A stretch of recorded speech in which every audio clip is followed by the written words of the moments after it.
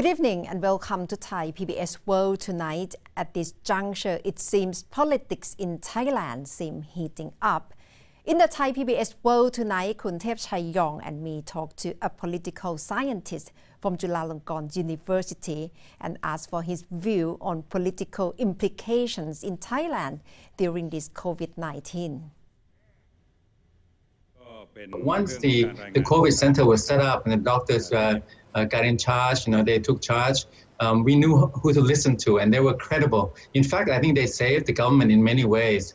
And also the government then centralized control. The prime minister took charge of it, and then, he didn't even use the cabinet. He used the permanent secretaries of different ministries. So I think overall, once the medical professionals, public health professionals took charge and led the way, it became good news for us, Thai people, but also a credibility boost for the Prayut government.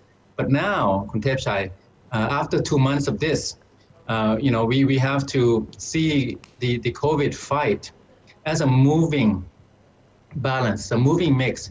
2 months ago, we needed to listen to the doctors and the medical experts.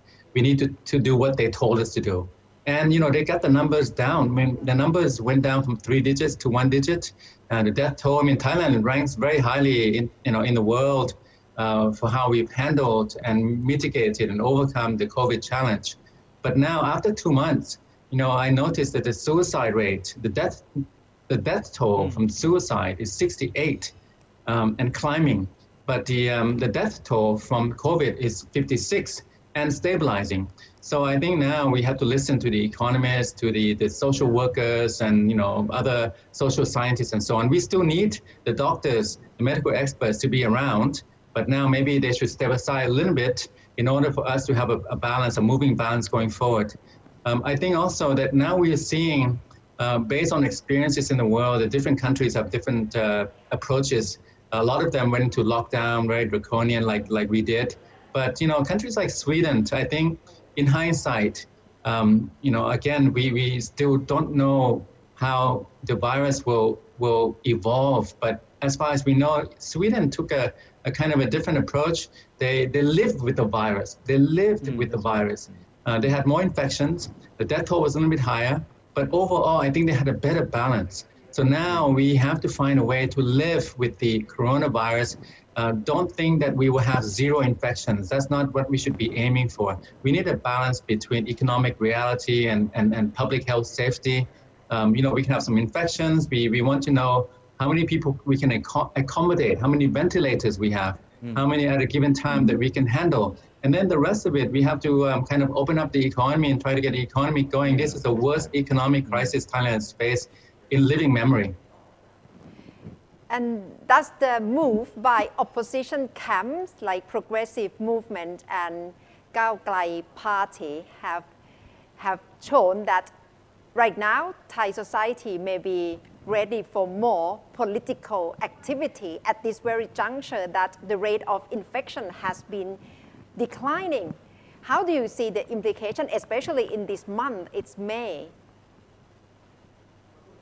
I think that, to my mind, the foremost priority, Kunatha, would be, activities in general.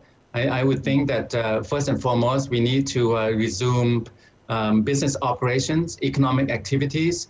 You mentioned Khun Thepchai about haircuts.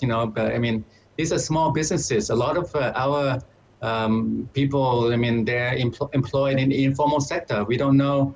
They don't have salaries. They don't have payrolls.